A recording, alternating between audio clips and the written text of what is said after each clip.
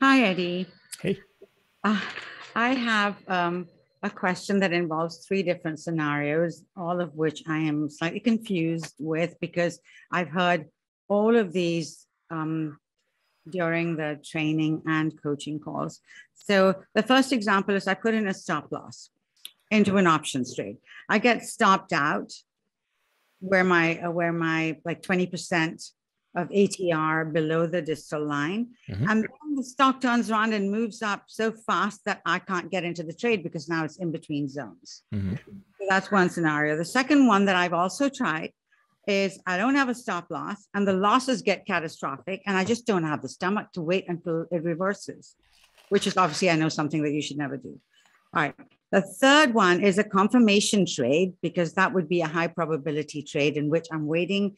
I know for a fact that it's going in that direction, whether up or down.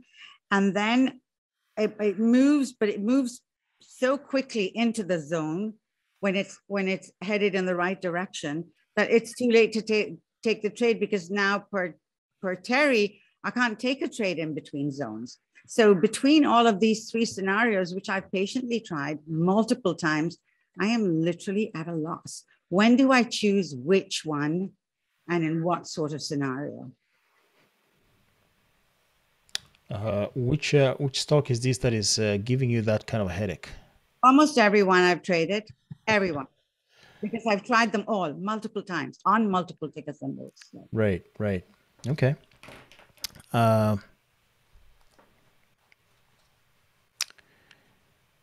Uh, yeah. What speed of execution, I guess. So here's what I would do: is I would write in my trading plan that says for every trade I am expecting, I'm only going to trade if the expected movement is a minimum amount of dollars,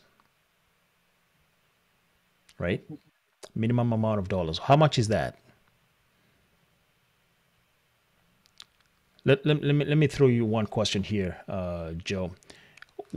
How much profit are you looking for per trade? let me start with 300. $300. Sure. I love $300. Okay. So how do we make $300 is the biggest question, right?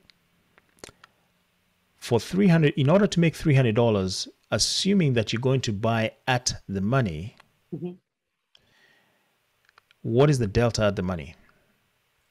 50, 52, 51, around there. 50? Let's go with 50, right? So how much of an expected movement does that stock have to move in order for you to make $300? 6 points. $6. So since we know that $6 is how much we are targeting, Mhm. can we look for a stock that moves at least $10 so that $6 is actually 60%? Okay, Are you with me so far? I am. So here's your homework. Find stocks that move a minimum of $10 from the current price to your target exit.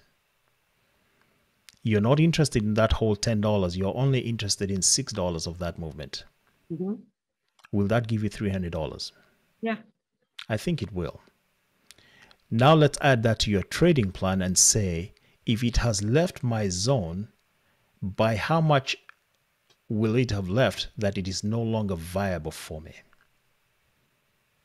Oh, so if it's a $10 move and it's gone up $4, it's actually still viable. Is But it viable?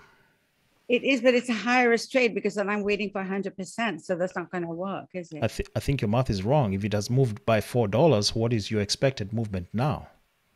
To, $6, right? yeah, But remember we target 60%.